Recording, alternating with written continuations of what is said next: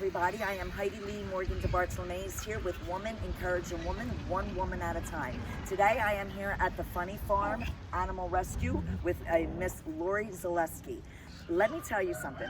When I read her bio, I'm thinking, oh my gosh, she lives not even 3 or 4 miles down the road from me, and here she's touching the world. She owns and operates Art Z Graphics, and she's a successful photographer and does a graphic company, and she does subcontracting with the Federal Aviation Administration and Select Service System. And you've been doing this over 30 years? Yeah. Welcome to our show. Thank you very much for taking your time out with me to interview you doing so many incredible things. Could you just enlighten us how this became about? So I always say this didn't happen by this only happened by accident, not on purpose.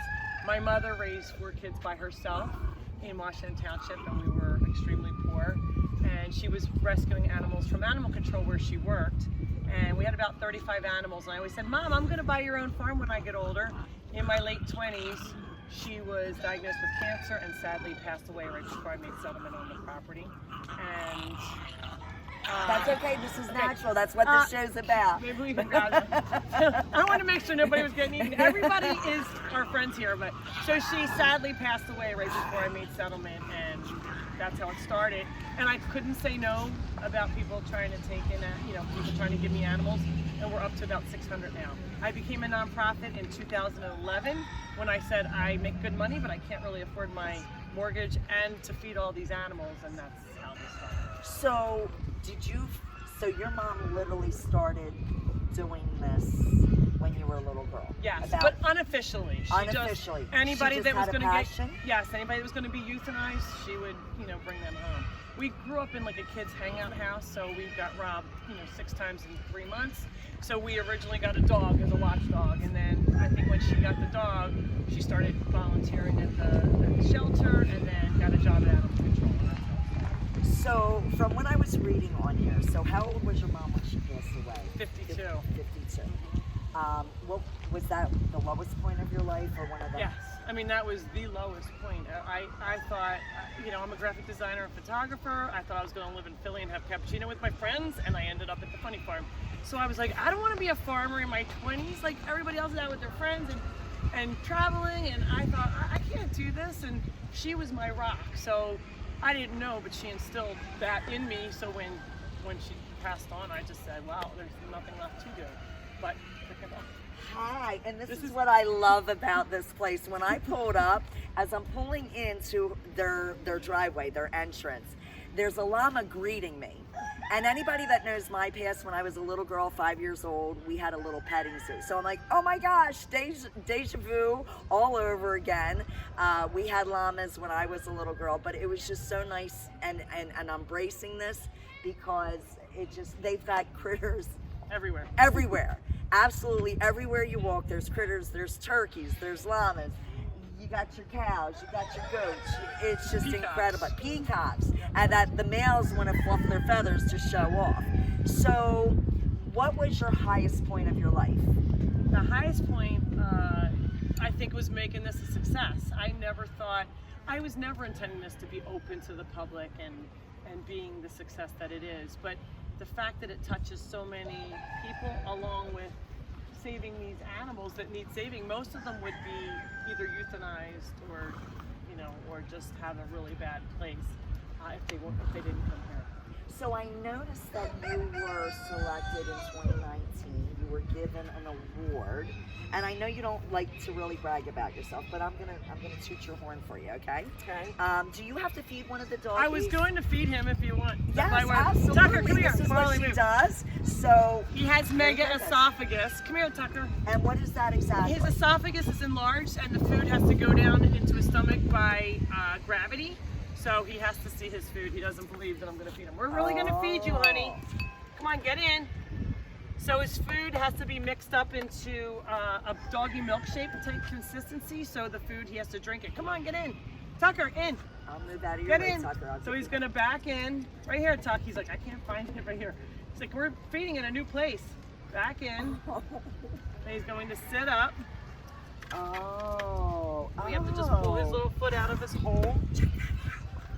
See, this is why I love this, because I learn something new from every incredible woman I come across. So then he has Oh my has to eat his food, drink his food. He has to drink 7 of these a day. So it's about 21 bowls of food, and then the food will slowly go down into his stomach by gravity. Basically, he was starving to death as a puppy. His mom and dad were related, and that's what causes this defect in him. So his esophagus was too enlarged, and it's a moving muscle, so it pushes the food down into his stomach. But because it's so big, it moves, but nothing happens. That's why it's inoperable. They cannot operate on anything like this. So you don't euthanize them. If nobody adopts them, you keep them till they pass? Yes.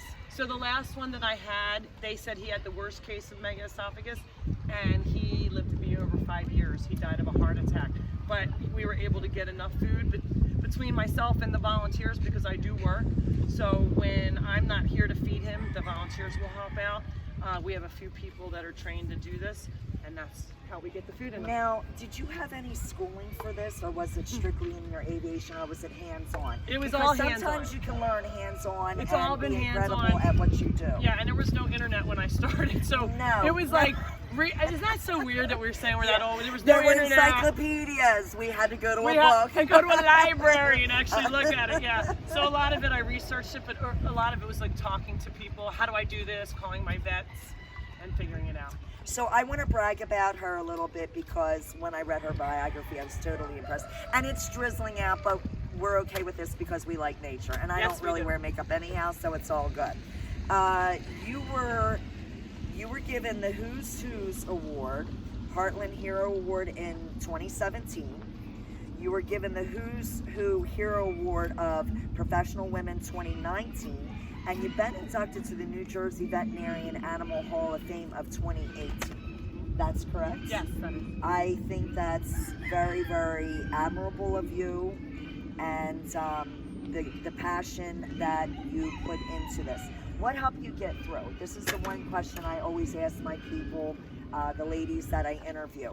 From your highs to your lows, what helped you persevere? So the only thing, the animals, I mean, I always tell everybody, no matter how bad you're feeling, how bad of a day you want to feel like I can't get out of bed, they make you get out of bed. They can't take care of themselves. They can't water and feed themselves. So you have to go forward for them. And every day they make you feel like it's all worth it, because you know, they are unconditional love no matter how you're feeling. They're like, Mom, we're here for you. They're the biggest cheerleaders for me. And even if you yell at them if they're bad, they come right back over. Like, I know you didn't mean it, Mom. We love you. They're, no matter what, they're there for you. If there's any advice you can give any young woman out there that can change their life, help their testimony from their trials and tribulations that they're going through, what advice would that be? I say stay true to yourself and just don't give up. You know, if you keep trying, I mean, some of it's luck, some of it's help, you know, you have a lot of different things, faith, anything that you have to move on and push forward, just keep going, because you can find it in yourself. Thank you very much for what you do for our community. When she was telling me the story about her mom, even though I read it, if you could have felt what was coming off of her, because her mom really went through a lot of nonsense in their younger years when you were about 5, and she got out of that environment to better her children's life and animals that were created for us to take care of. It almost made me cry in her kitchen, because I'm like, oh my gosh. I'm like, well, this is why I'm here. She's such a testimony to all of us women. Thank you for your unconditional love to our animals and that for taking care of them. And you know that we got to do an ab workout. Absolutely, I'm ready. So we're going to do it outside in the rain. Yes, in the rain. It's great. Just a little bit. I have to readjust, so stay tuned after these messages. Okay, so we are returning, and we got Farley. Farley with Farley. Like Chris Farley. Chris Farley. He was funny. So we have Farley right here. Her critters, this is great. Absolutely great. So they want to be part of the fun. So she's going to try to give me 4 ab exercises. And the doggies want to do it with her. So her hands are behind her. This is perfect. Her hands are behind her head. She's going to pulse up. 1, 2, and then slice. 1. 1, 2, slice. 2, one more. 1, 2, slice 3. That's exercise number 1. Exercise number 2, if you have a bad back, you'll support your hands underneath your hips and your lower back. She's gonna do figure 8s with her feet, keeping it up, drop them down a little. So we're here, and figure 8, all lower abs. You feel that? Yeah. Very good. And she's got a helper here.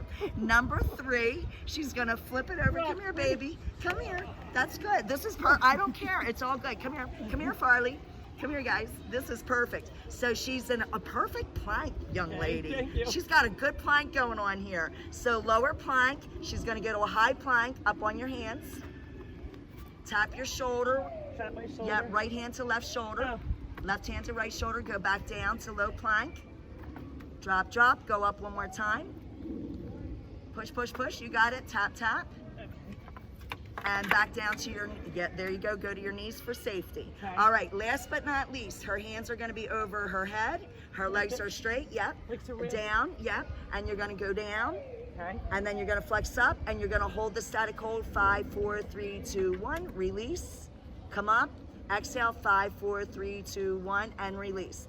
Laura, turn back into the camera for me, dear.